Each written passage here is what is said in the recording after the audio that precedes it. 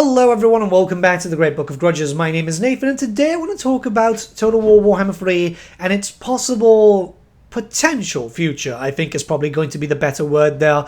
The idea here is there's loads of rumours that there's like 3 DLCs left. There's an Ash DLC with High Elves and possibly someone else. The rumours are suggesting loads of different factions. The Dogs of War DLC as a race pack, who knows how it's actually going to be implemented. And finally a big End Times DLC. And to be honest, I kind of subscribe to that theory because they are taking longer and longer for DLCs, which obviously does affect how much time they've got with the license, obviously. And alongside that, they're going to start looking towards new games and start looking towards the money that that can make.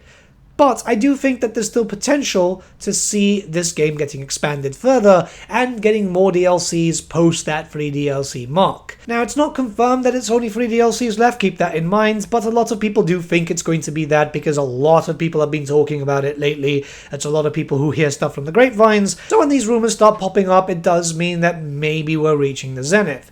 But there is a lot to talk about, so let's have a pretty big discussion on how this game can actually last longer than just the suspected 3 DLCs. But before anything, a big thank you to our sponsor, Instant Gaming. Instant Gaming is a platform where you'll be able to buy a bunch of games at discounted rates even from the moment that they release. This is a platform that I use fairly often myself because, yes, gaming is expensive, and as you guys know, I'm on a bit of a old world track right now, and those minis are even worse. So I want to still buy some titles every now and then, and yep, discounts is the best way to go. I've picked up Kingdom Come Deliverance 2 at 30% off, which is pretty damn good. This is the gold edition, so it's got a little bit extra there.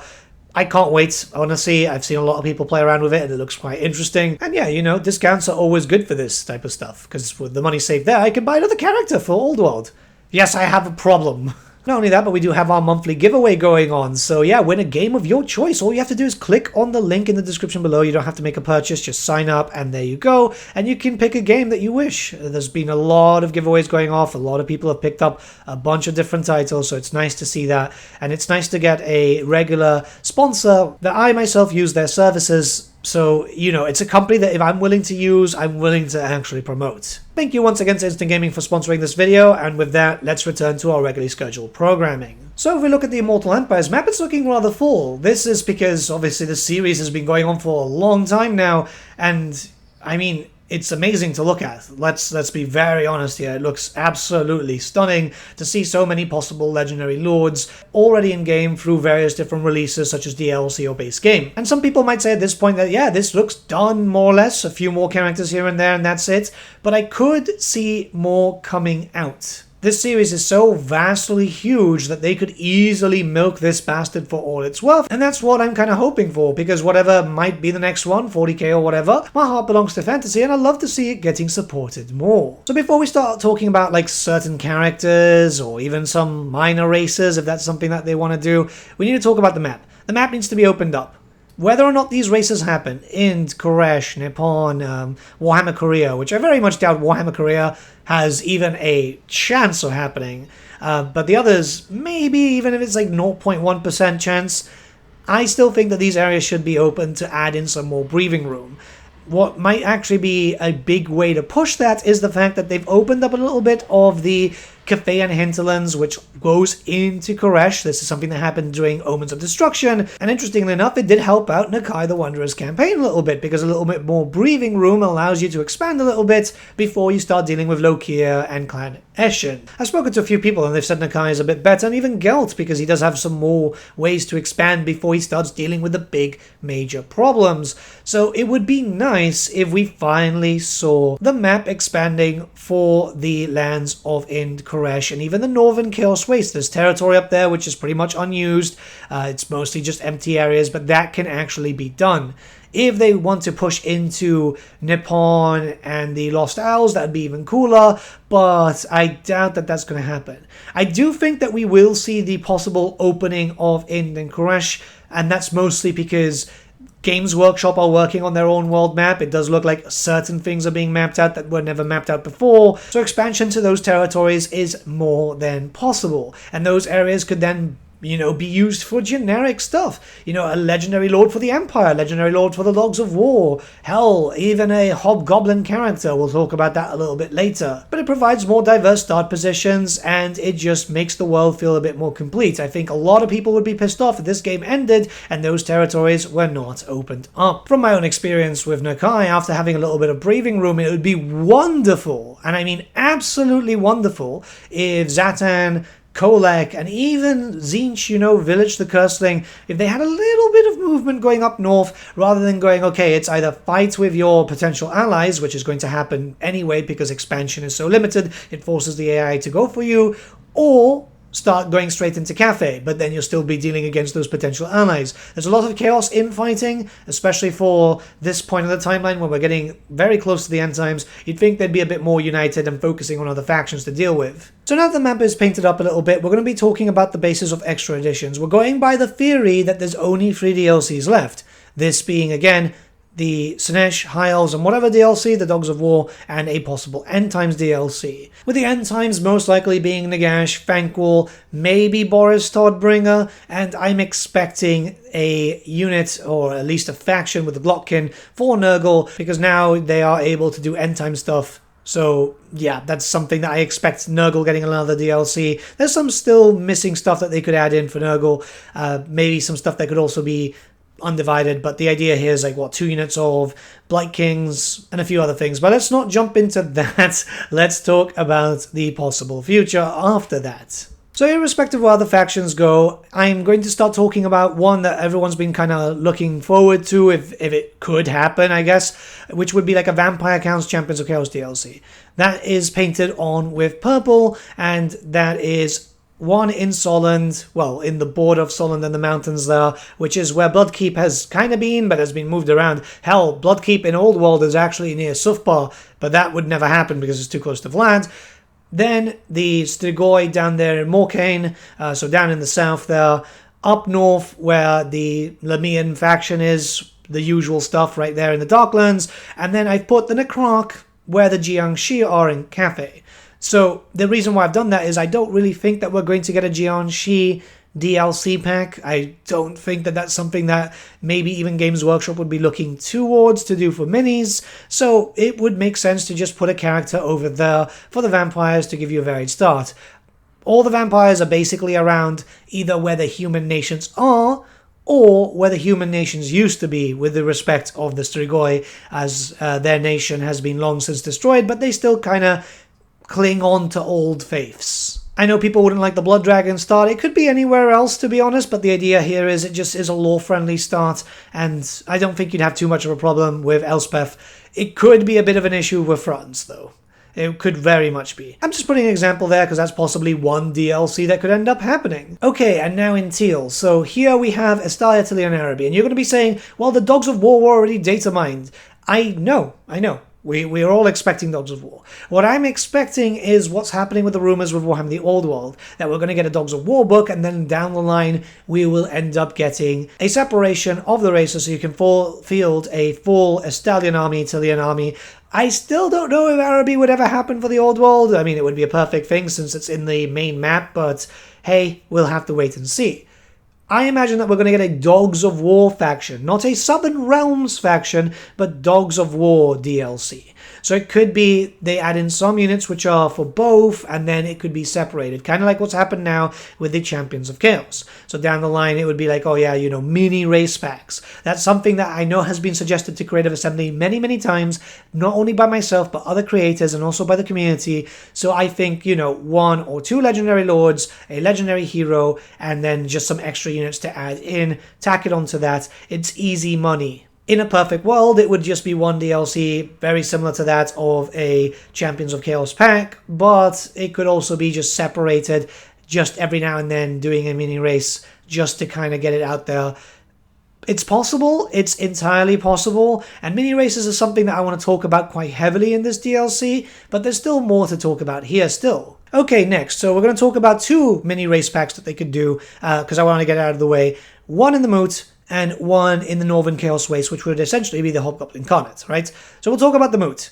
They could do one legendary lord, one legendary hero, a bunch of halfling units, because there were actually a lot of them in the tabletop. There was a halfling list, and what could be done here is it's a sub-faction to the Empire, meaning that if you play as the halflings, you could end up getting units in a very similar way to Marcus Wolfheart as your way of getting support from the greater Empire to fight against the vampires and so on and so forth. If you're playing as the Empire, if you take over the Moot, well, that means that you end up getting a special building which will allow you to recruit all the halfling units. It would be a building chain, because I'd imagine there'd be a fair amount of halflings. But the idea there is just it synergizes with another race. So if you want to have some cheap chaff or some weird cavalry or maybe Kathleen the soup tank, there you go, right? The hot pot is something that they've been looking at. I can imagine that in the Dogs of War, but I'm talking about the greater just halfling roster in general. The same thing can be said about the Hobgoblin Carnot. One legendary lord, one legendary hero, mini race pack here, keep that in mind. A bunch of Hobgoblin units. Keep in mind that the Hobgoblins that you have access to in the Chaos Dwarf roster are not the same Hobgoblins because they use different armor. This has actually been mentioned in interviews and stuff before. So it could just use the same rig and animations, expand upon that, give it a full roster, add in a couple of free new units. There was a talk once of a former Games Workshop developer who has long left the company, but of a bolt thrower chariot thing. Stuff like that would be very, very cool. And now, how could that benefit the Chaos Dwarfs? Yep, you would then have access to those units, maybe even with just the rags that the normal hobgoblins in that roster would wear, so it benefits the Chaos Dwarfs to give you some more chaff, and the idea here is just another kind of hard faction to play. People would see this as like, oh my god, yeah, this would be very difficult because it's just full goblins. It's doable if they can have a little bit of fun with it, but one, mini race packs would make the game feel a bit more alive, and it could be done for a lot more factions like the Amazons and stuff like that. And two, well, we have to see it this way.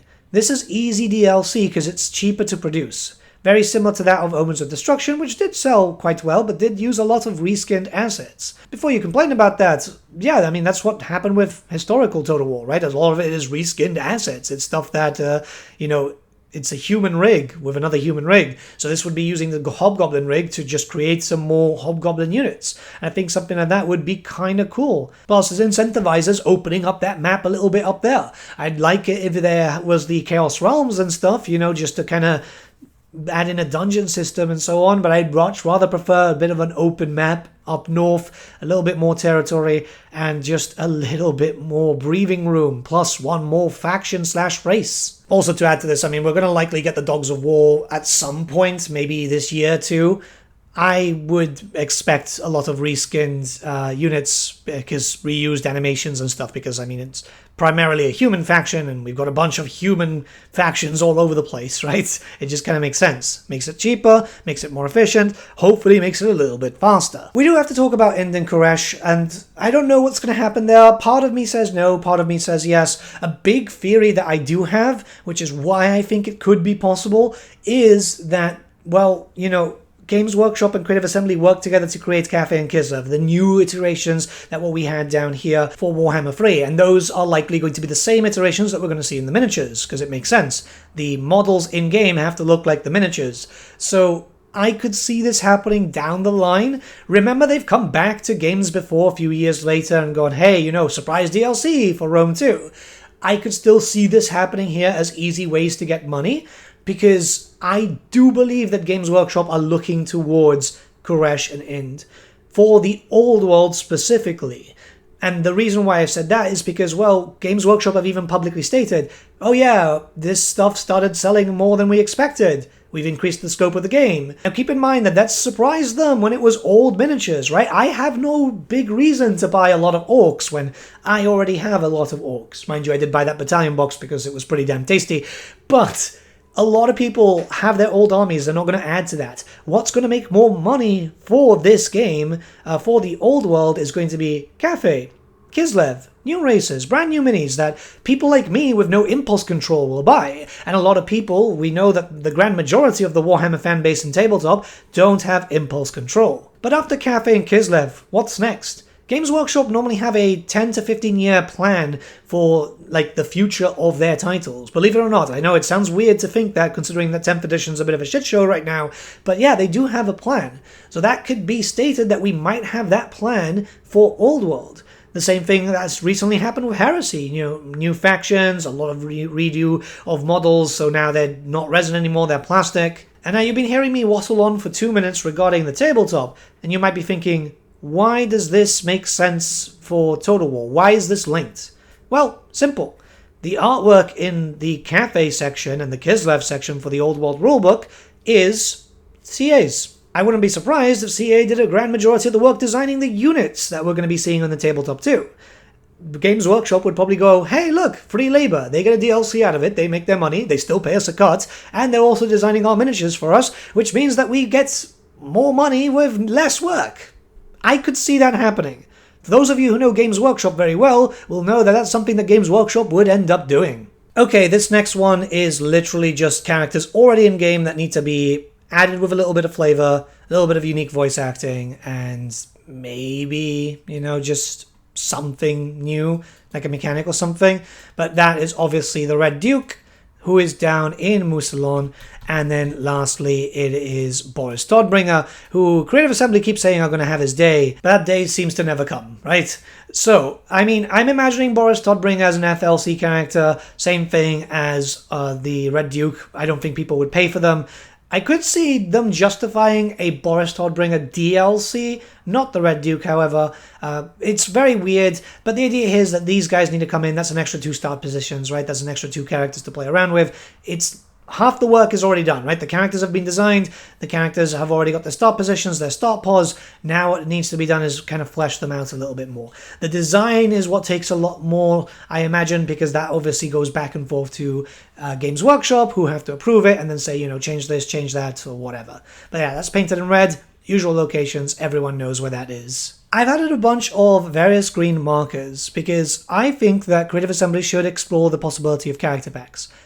Legendary Lords, Legendary Heroes, no units. And you might be saying, well, I don't want that. And I get that. But there's a lot of races that don't really have a lot of missing units. I'm still struggling with the idea on how they could actually do some Dark Elves for the next DLC, despite me wanting Dark Elves. Because yes, there's some character options, but there's not really a lot of units, barring more reskins. And I don't want another Omens of Destruction thing, like what happened with Gorbad, where it was just like, oh, here is a Black Orc, and there is, an Arachnarok.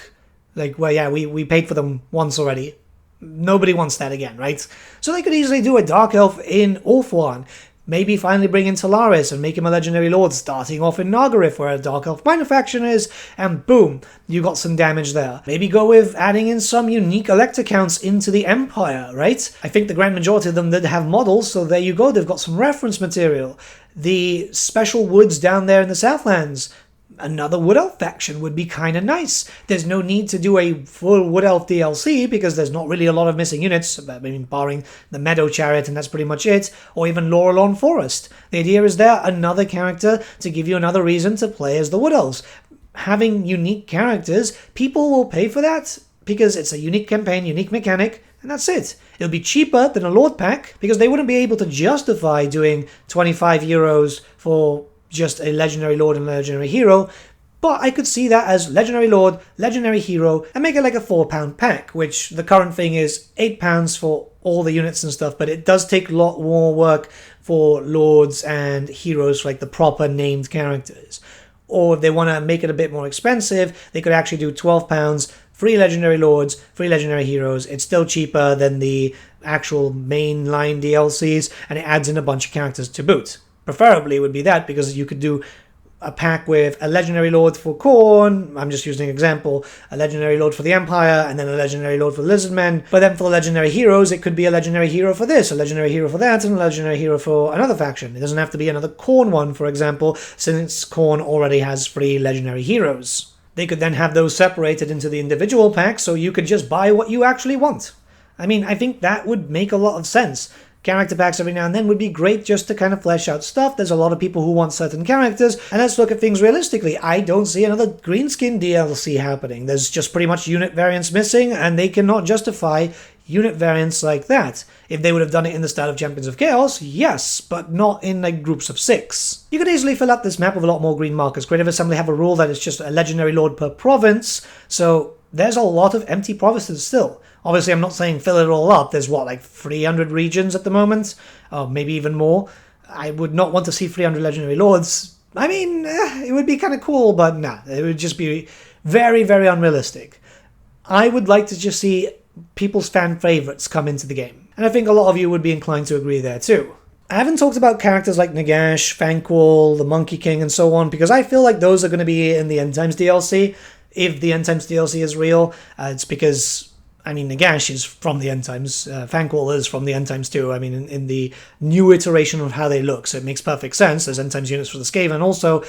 And the Monkey King, I don't know. I think they'll just do this whole, no, the Monkey King was active all along. Woo! Which they could justify if they get David Geimer to write up another story, to be honest. Because he did quite well with the Mother Stankia story. And just pretty much every story he's touched for Total War Warhammer 3 he's done too. He's very, very talented. Very, very talented. One of my favourite Black Library authors. My only issue there is we'd have to revisit the End Time story, and I don't know if my little heart can take that. But yeah, no, this is just some examples. Really, there's so much more that can be done. Like I said, Amazons could be a possibility. The island's there, they could just turn it into a region. There's a lot that they could do to keep this game going for years and years. I wanted to talk about it because, like, I feel like this game does have a lot of potential to keep lasting longer and longer. If we do end up getting Total War 40k, these could both easily run at the same time. Creative Assembly could make a stupid amount of money. And I think that that's probably the best way of thinking about it. And I hope that Creative Assembly think about it the same way too.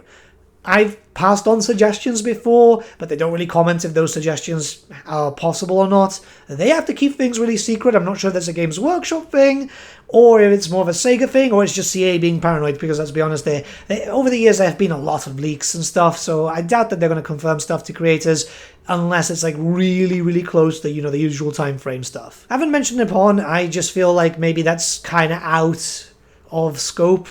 It's possible, but if it was, and if they would have had any idea of wanting to do Nippon in the past, that would have been included in the original Immortal Empires map. I would prefer Nippon, obviously, over Cathay at the moment. But hey, it's just one of those things. Let me know what you guys think in the comments below. Let's start a bit of discussion. I do apologize, there's not a lot of edits lately in videos and stuff. My mother had surgery. I am taking care of her because, you know, I'm her son and she gave me life, so I have to repay her for that. And I'm trying to keep to a consistent schedule. It's just obviously between that, doing the videos, painting up minis, sorting out everything. Yeah, and it's the start of year, which is the worst time for me as a business, because I have to like redo all my licensing and stuff like that, which is just... I'm really tired. I need a little holiday. See you guys. Have a good one.